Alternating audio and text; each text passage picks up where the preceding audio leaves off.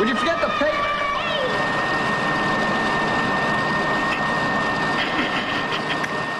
Any excuse to play a clip from that movie has us asking, what was she thinking? Banfield starts now.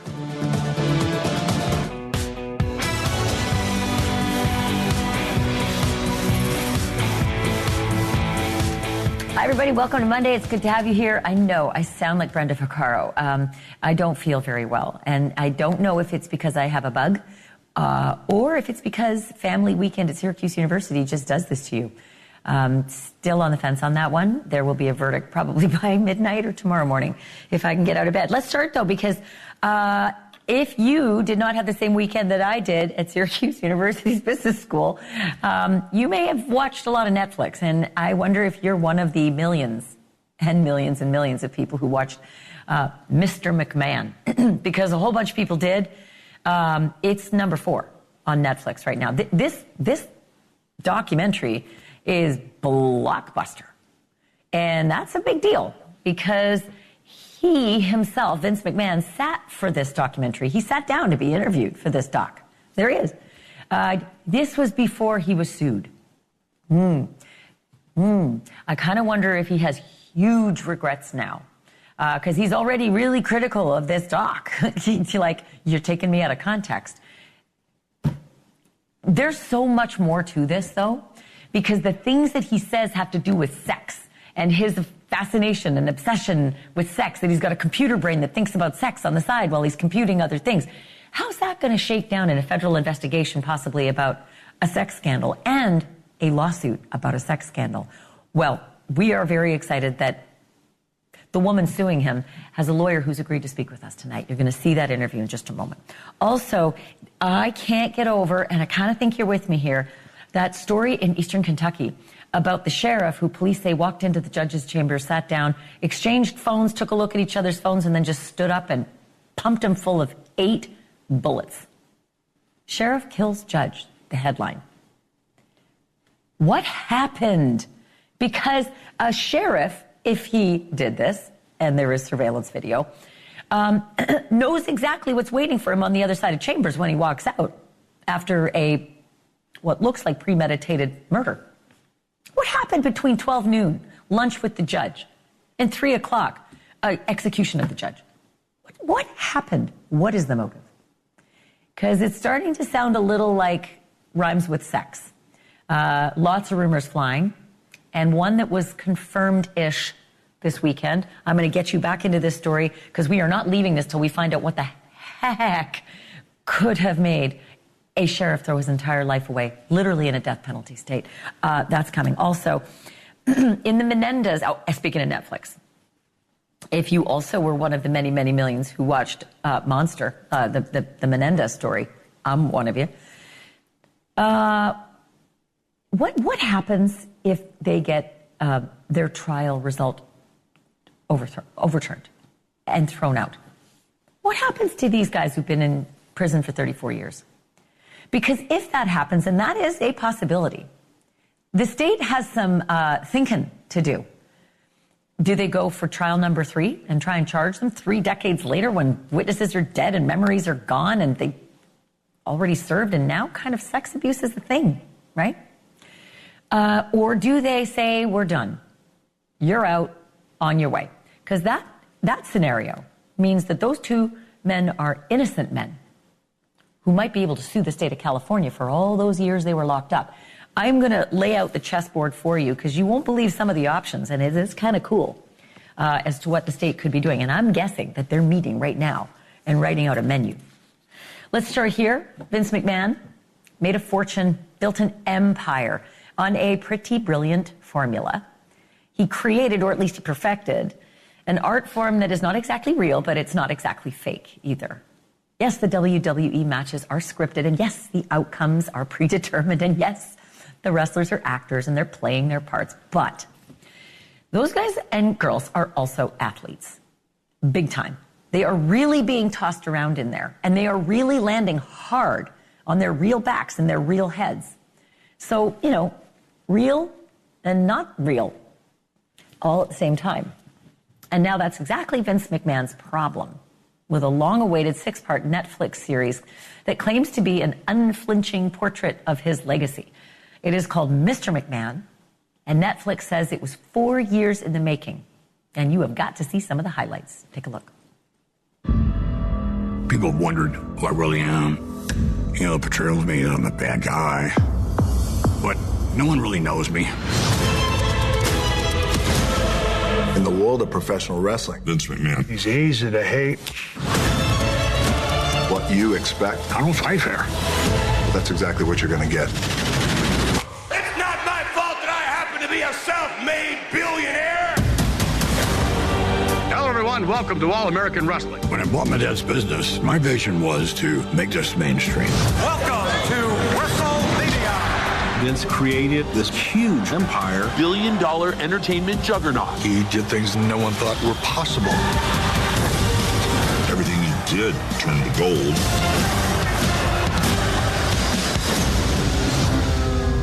There were so many scandals going on. On trial for steroids. 90% of the wrestlers are on steroids. Another dead wrestler. This rocked the very foundation of the WWE. I would accept no responsibility whatsoever. None whatsoever. They live this lifestyle. Breaking news, Vince McMahon is stepping aside. The lawsuit accusing him of countless depraved and humiliating acts. I didn't think the lawsuit could shock me, and I was floored.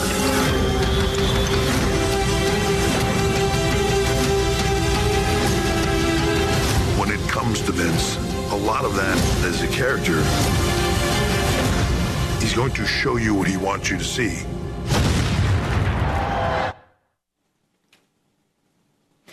Remember when I said McMahon agreed to be interviewed? He did, before the lawsuit, you know. So I wanted to read for you some of what he said during the sit-down interview, because the words matter here, right? A lot of them are probably going to end up in court. McMahon says, I have not two different brains. I have like computers in my head, and sometimes they work against me. I have one computer talking to you right now, and there's another one going on with me thinking something completely different. And then there's a third one sometimes. If I wanted to tap into it, I could. And so it's difficult for me sometimes to pay attention to things. It's bothered me through the years because all I wanted to be was just normal. I wanted to fit in. But I deal with it because that's who you are. Just deal with it.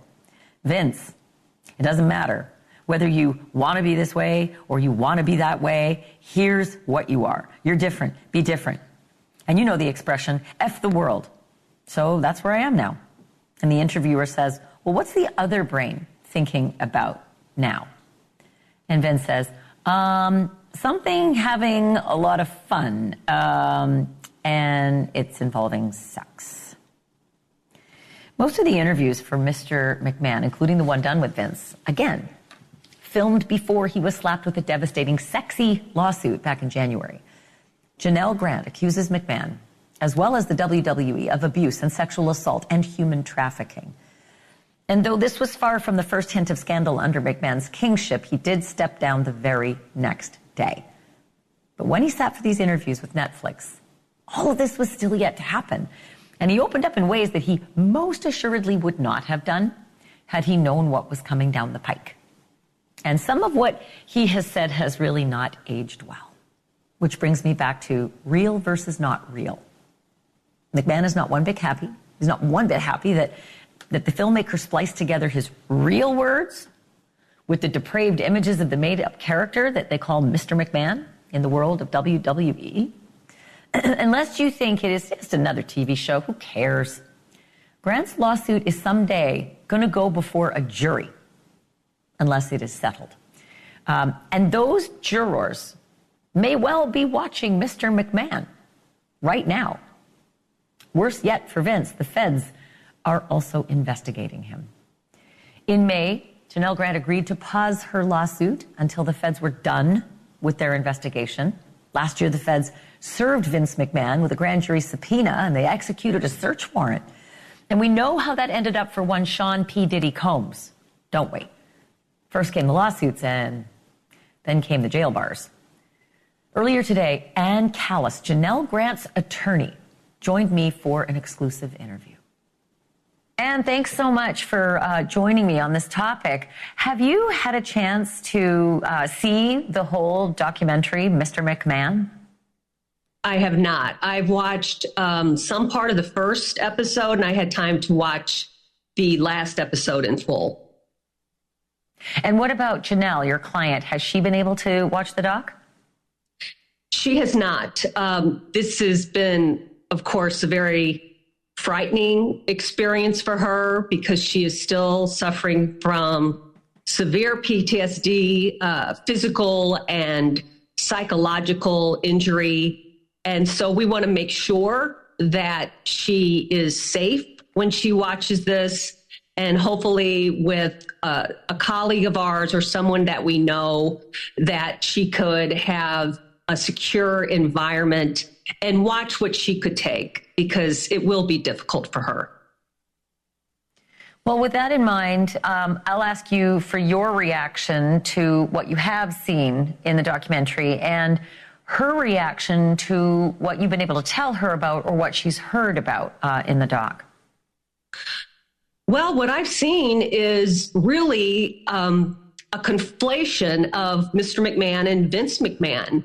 And it really scratches the surface of what kind of monster he is. Because if you do watch the documentary and see his violence, his sexual violence towards women, his anger, you can imagine if he's willing to portray that on camera, how he was behind the scenes and with my client, Janelle. Do you think it's fair? Vince McMahon has said that the filmmakers conflate his words that he gave in his interview with the, images of the evil character, Mr. McMahon, so as to make them one and the same. Do you think that's a fair tactic that the filmmakers use to portray him? Well, I'm not a filmmaker, so I don't really comment on that, but I think there's enough of his abhorrent behavior on and off the screen that it's hard to not conflate the two. It really is. He critiqued the filmmakers, saying that they've blurred the lines between Vince McMahon and the character in the WWE, Mr. McMahon. And the interesting part was that we had that clip where we transcribed what he answered, and I'm sure had he known that the lawsuit was coming, he would have regretted greatly giving this answer prior to the lawsuit. He said, "I have not two brains. I have like computers in my head, and sometimes they work against me. I have one computer talking to you right now, and there's another one going on with me thinking something completely different." And then the interviewer later goes on to say, "What's the other brain thinking about now?" And he says, "Something having a lot of fun, and it's involving sex." Is that going to play a part in this lawsuit? If this ever ends up in court at all, will that comment come into the arguments made against him? There's a good chance it might. And with the WWE, since they began, they have this concept of kayfabe, and that is the truth. A story can turn into the truth. There really is a blurring of the truth and fiction. And I think that's how he's conducted himself and the people around him that have allowed this culture of corruption, of debasing human beings, of fear, permeate the building and the WWE in and of itself. The federal government, the DOJ, is investigating Vince alongside the lawsuit that you and your client have filed against him. Has Janelle Grant been interviewed by the Justice Department in that investigation?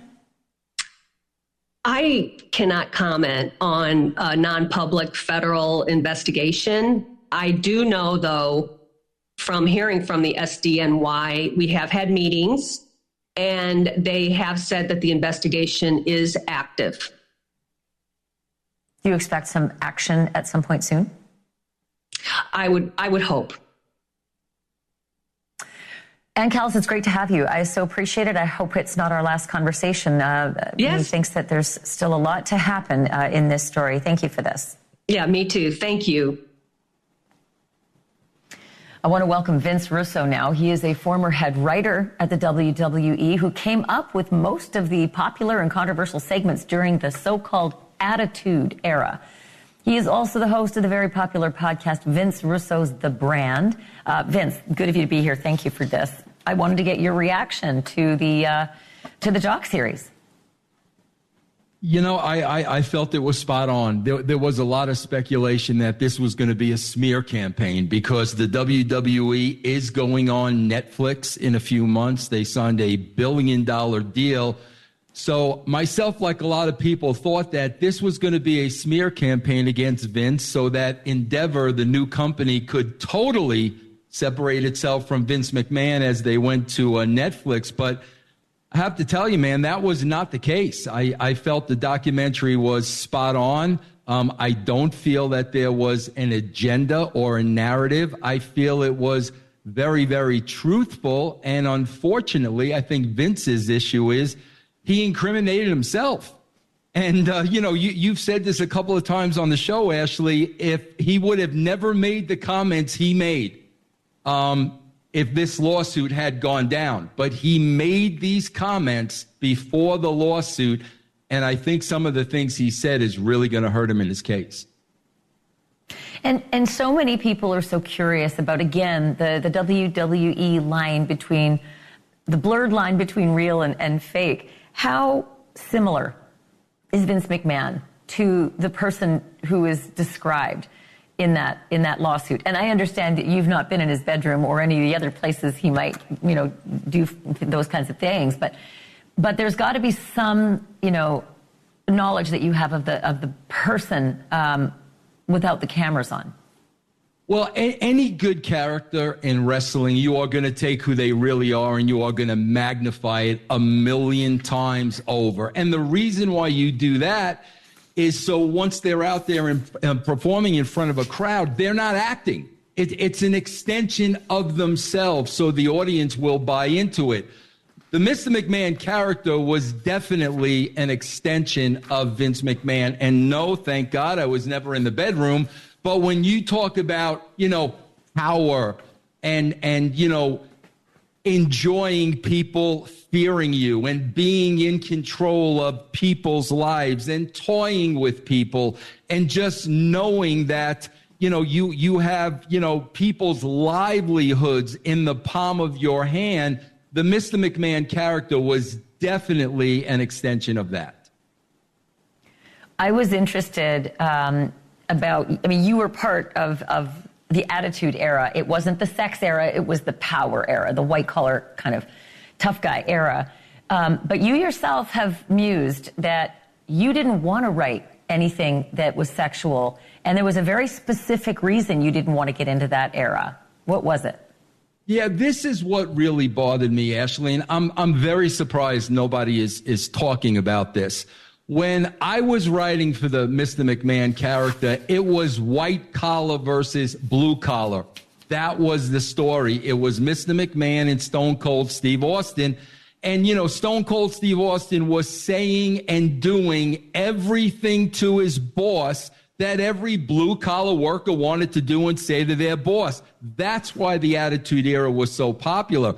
When I left, all of a sudden, I kept seeing on television, Vince all of a sudden was sharing the screen with some of the most beautiful women in the WWE, and not just sharing the screen, making out with them, groping them. They were groping him, a lot of sexual innuendo.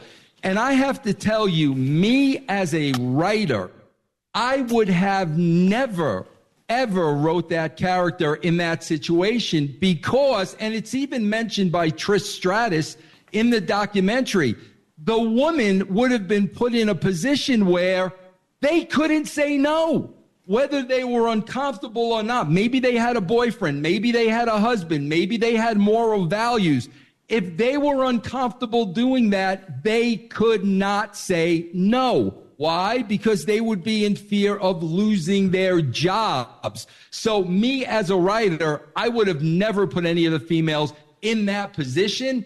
But once I left, that seemed to be the road that Vince went down. Now, I do have to say this, Ashleigh. I don't know if they were Vince's ideas or writers' ideas. I don't know who came up with those ideas.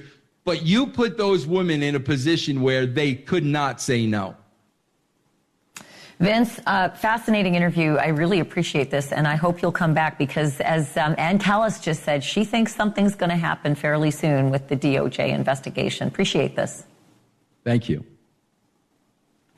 Coming up next, I am not in the business of gossip, but there is an entire town in eastern Kentucky tonight pinning their ears to every door and straining to hear a sound. They want to know what is behind the massive scandal that careened into their town and ended with a murder at the courthouse. Why did the local sheriff allegedly gun down his longtime friend, a sitting judge, inside his chambers? Tonight, a clue. And yes, it has to do with sex. Full details next.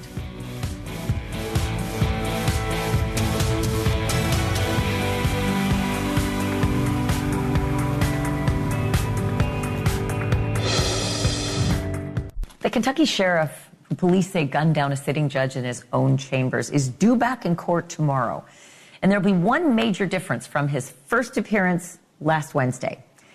Sheriff Sean Mickey Steins won't be sheriff anymore. Not of Letcher County, where the murders took place, or anywhere else. The newspaper report says Sheriff Steins decided to retire, effective today. I know we kind of all thought that he'd have lost that badge, like at the time when you're booked into the county jail last week, but he didn't. He was with an inmate and the sheriff all week long. And so now his retirement at least spares Letcher County the trouble of firing him, and it puts the focus right where it belongs, on trying him. As we've mentioned before, that is a complicated question involving multiple counties and Kentucky's Attorney General. But the question at the heart of this case is simple, yet maddening. What on earth possessed a sheriff to allegedly murder his longtime friend and colleague, a judge, right after they had just had lunch together? Most of what we know comes from a wrenching appearance on this program by the Letcher County Circuit Court clerk. And he said whatever allegedly set Steins off came from the judge's phone. From my understanding, Judge Mullins handed the sheriff his phone. The sheriff looked at both phones. He had two phones one phone in each hand. He reviewed the phones. He laid the judge's phone back down and then stood up. I know both men personally. They didn't. Either one told me anything that they had a problem with the other, that anything was going on. Both of them has been good for our county and community. The whole county is just devastated over it. The sheriff looked at both phones, laid down the judge's phone, then stood up, walked around the desk, and shot, according to those who've seen the surveillance video inside chambers. Everybody in Letcher County and far beyond has a theory or an opinion or a rumor as to what went down and why. Over the weekend, though, the Kentucky State Police confirmed that some unspecified sex scandal is among the possible motives they're investigating. This is their statement to NewsNation just this evening. As of right now, nothing is being ruled out as a motive. Unfortunately, we are still awaiting some evidence to be returned, so we're not able to dispel anything at this point either. Nothing ruled out, nothing dispelled. Time to bring in Judge Peter Lichman, who spent years on the bench in Los Angeles in both municipal and superior courts. Judge, thank you for being on. I am so flummoxed by this, but as you know from your years in a courtroom, when you have video surveillance that shows someone, I will say allegedly, shooting another man, it's not a whodunit. It's a whydunit. And in this case, the why is so perplexing. The men had lunch at 3. All reports said they were getting on fine. And then at lunch at noon, and then this at 3. Do you suspect that there's something on the phones that could actually reduce a first-degree murder charge to something like second-degree heat of passion? Yeah, that's a problem for me as a former sitting judge to answer. There's going to be discussions, obviously, with the district attorney or the charging attorney at this point in time to discuss what the charges are going to be, what the mitigating factors might be. Also, I am positive that the counsel for the sheriff is also probably in discussions or will be in discussions with the district attorney as to any mitigating factors or what he might be contributing in terms of the charges. But right now, it's dicey for a former sitting judge to comment on that. The sheriff has entered a not guilty plea. He's entitled to the presumption of innocence, and that's going to have to be where it stands right now. So I can't opine on that. Yeah, just like every other person. And now he is formally a citizen. He is not a sheriff as of tonight. Weird that he had to resign, but that's just the way the county has things organized. He either had to resign or they had to, take action against him. So he did it. Do you expect, though, that given the circumstances it's just everyone was there. It's on video, that this is just sort of ripe for a plea bargain instead of a trial? I look, as far as what the sheriff did in terms of resigning right away, I think that saved the county or the district a lot of time and effort because of the presumption of innocence. At that point in time, if he doesn't resign, you're going to have an issue as to do you put him on administrative leave until this thing could be worked out or whatever their particular mechanism is or would have been to try and terminate his services. Thankfully, the sheriff resigned and saved the county or district or municipality a lot of grief and headache. But yeah, it's going to be, I think you phrased it correctly. It's not going to be a whodunit. It's going to be a whydunit. And I think that has to work itself out through the process. It just feels like it's ripe for a plea deal. Can I just ask you a point of order here? And that is, he's resigned. Does that mean that he's still eligible for his pension, or in a circumstance like this, would the county just say, we're not paying you while you're an inmate? I can't speak to what goes on in Kentucky, but I'll tell you this situation has come up more often than you could even imagine. There was a judge many, many years ago, a federal district court judge in Nevada, who was convicted and sentenced. And the Senate had to actually formally impeach that judge in order to stop the compensation from being sent to him. And that took a long time, so compensation was being received. There are provisions. It's interesting that if you resign before a conviction or something like that, depending on the county or municipality, it could still protect his pension. So obviously something, motivated him to resign immediately. And there may be a provision in there that protects his pension of some nature. I have no idea what that municipality or district or that particular area dictates. I can tell you that many a situation like that has occurred, they immediately move to modify that situation so that if there's a charging allegation, it puts the pension at issue. So I'm pretty curious. It's another mystery, yet to be solved, but certainly not the biggest one. Judge Peter Lichman, I always love talking to you. Thank you for doing this. I look forward to our next time. Thank you very much. Have a good evening. You too. Okay, coming up. When the Menendez brothers shot their parents to death, the internet was literally months old and streaming services hadn't even been imagined. 35 years later, the brothers are all over the web and dominating Netflix and pushing hard to get their convictions thrown out. And what if they succeed? Does the state go for trial number 3?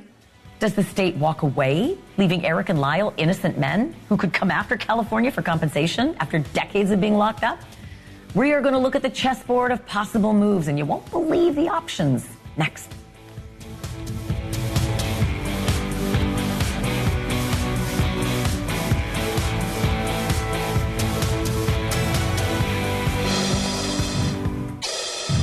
A new generation of crime watchers is getting a crash course in one of the highest profile murders of the 20th century. The Netflix series Monsters, the Lyle and Eric Menendez story, has been at or near the top of the streamer's most watched list since it debuted last week. It's about 4 right now, which is interesting because the brothers' murder trial was appointment viewing for a new channel called Court TV back in the day. The Netflix series is a fictionalized version of the 1989 murders of Jose and Kitty Menendez by their sons, Lyle and Eric Menendez, 21 and 18, respectively. The brothers said that they shot their parents in self-defense after years of physical and sexual abuse by their father. They said they killed their alcoholic mom after years of neglect. 2 trials and 7 years later, Lyle and Eric were convicted and sentenced to life in prison, no parole. And now Netflix isn't the only reason we're talking about them. They are pushing to have their convictions overturned on the basis of new evidence of their father's sex abuse, which means the state of California might soon have to make a decision. If their convictions are thrown out, should the state devote millions of dollars to try them for a 3rd time? And if so, on what charges? 1st degree? 2nd degree? Some other smaller murder? If it is something less, the brothers will surely go free, even if they're convicted, because they've already served 34 years. If the state walks away, the brothers would be legally innocent and maybe entitled to compensation for, being locked away for 3 decades. Innocent. And what about justice for Jose and Kitty? If the boys are telling the truth and they were terrible abusers, they deserve to be punished. But murdered? No. That is not America. I want to bring in Dave Ehrenberg, state attorney for Palm Beach County, Florida, and a friend of the show. I just felt twisted up about what could possibly happen, Dave, if the trial result is thrown out and these 2 are ripe for another trial. What do you think the state of California would actually do? Good to be back with you, Ashleigh. Now, I find it hard to believe that the state would just walk away because, as you correctly said, if these brothers were indeed victims of sexual abuse, does that give you a right to murder your parents while their backs are turned to you, sitting on the couch, watching TV and eating ice cream, and shooting your mother, who apparently there really isn't a credible allegation of sexual abuse from her against her? She's trying to crawl away from these boys, and they shoot her 10 times. There was so much blood at the scene that the investigators thought this was a mafia hit. And then they tried to cover it up, weren't arrested until a year later. And then they went on a shopping spree. They had a great time. Parties, tennis lessons, travel. They lived the high life. So I'm not shedding any tears for these boys. I do think that they deserve to be in prison. As far as whether this was a murder case or a manslaughter case, well, we'll see what the court has to say. So let's say they decide to go after a 2nd-degree murder case and decide to actually prosecute and try to get a conviction on that. I think they could easily, right? But then they'd be free to walk. And at that point, could you put conditions on them? Could you, as the court who's, gone through a trial, put conditions on them and say, you're going to go out into the world as convicted felons and you may not profit from this crime. You may not become celebrities for the next 30, 40 years that you're alive. You may not go to the Met Gala. You may not hobnob with Kim Kardashian and et al. Is there anything that they could do to curtail some of that kind of behavior? Because we know they have the propensity, right? That after the murders, we saw what they did with the Porsches and the condos and the Rolexes. The judge can try to implement some conditions of their probation, but it's easier if it's just a plea deal. So if this gets overturned, then you could reach a plea deal where they can't profit off of their story. But if the 1st-degree murder conviction is overturned, the state could try it again. Also, 2nd-degree murder or manslaughter. But you're right. If it's manslaughter, then they've already served the time. It's time served.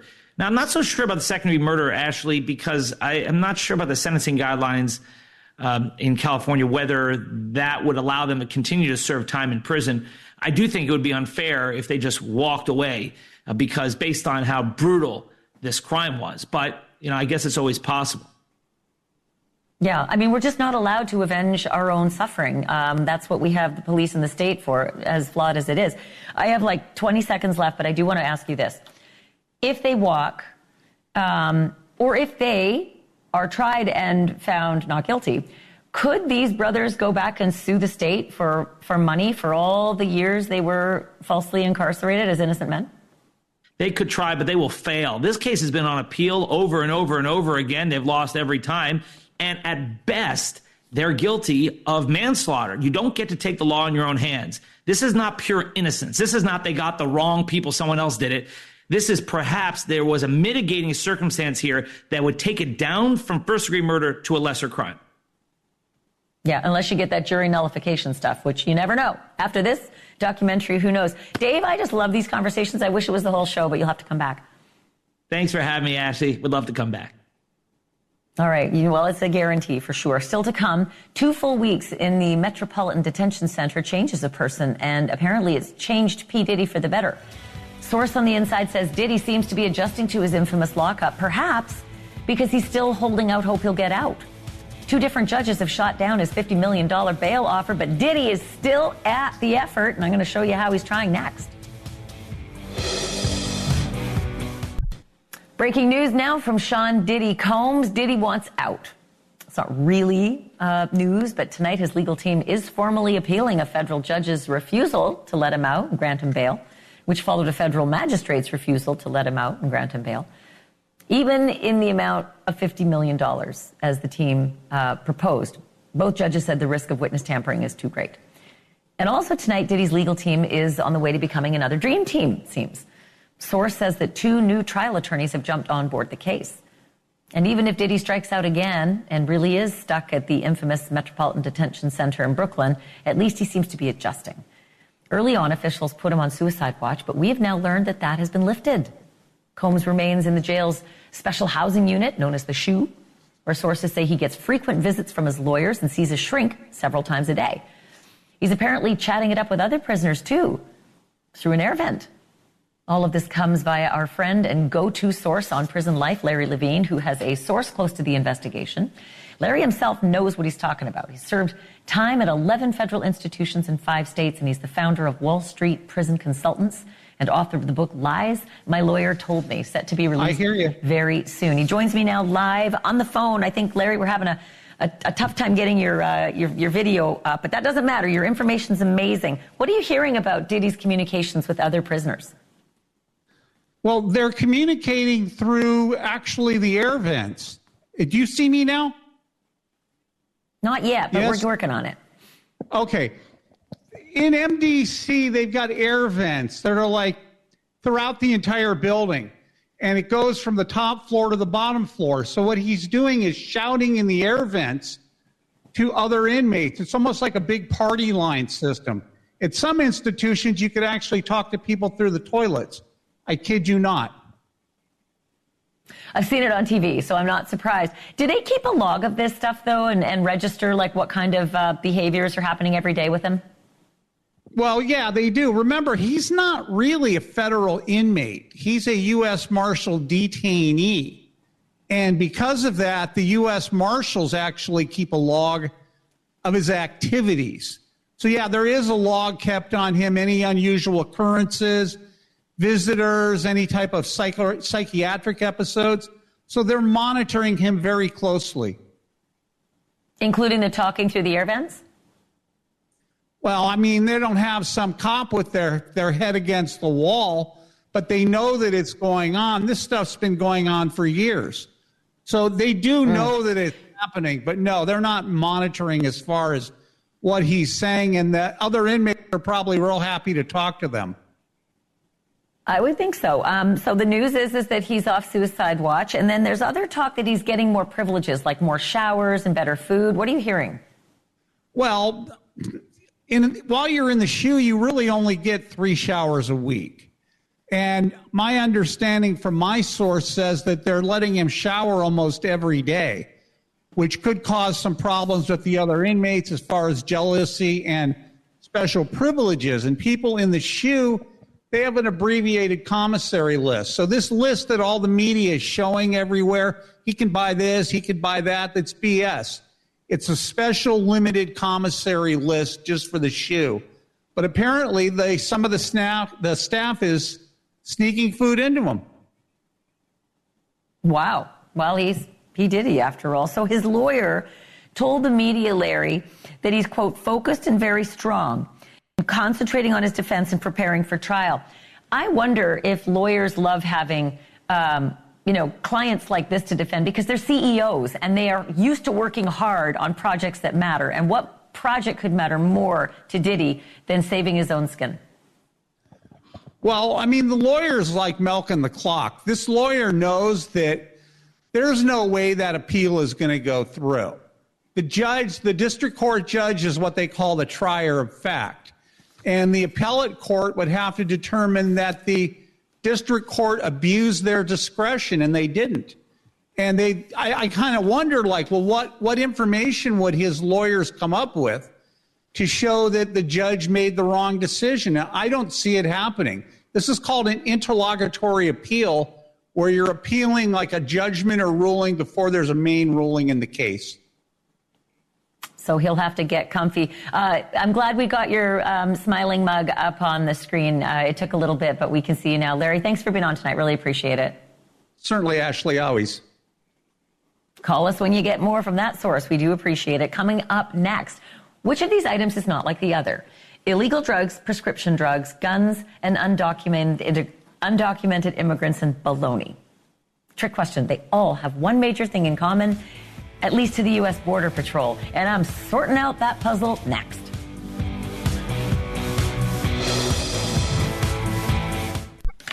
So the other day, a car pulled up on the Mexican side of the Presidio border. That's a crossing in Texas. And the driver, you know, you ask questions, the Border Patrol asks you questions and you answer. And she said she had nothing to declare except one cooked meal, which was bologna. And I do not mean the food, I mean her story. Her story was bologna. Inside her car, the agents found that 40 rolls of contraband bologna, 748 pounds of contraband bologna. And it's contraband because the officials say that foreign meat, in this case pork, can introduce foreign diseases with, quote, devastating effects to the U.S. economy. So who was going to, I don't know, is there a market for like Mexican bologna? I always thought that kind of you want to stay, you know, as clear to the regulated bologna as you can, but who am I? Anyway, she also had drugs. Thanks for being here tonight. Stick around though, because Cuomo's coming up next.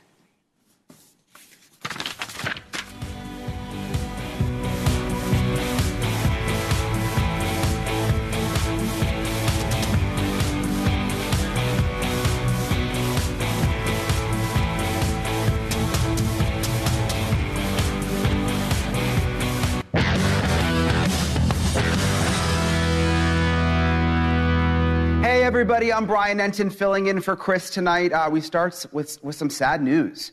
Major League Baseball legend Pete Rose has died at age 83. We just got this within the last couple of minutes. The hits leader in the MLB, known to be one of the best players in MLB history, but also a controversial figure, part of a gambling controversy you probably remember. We've got another baseball legend, Steve Garvey. The one and only Steve Garvey going to join me live in just a little while to talk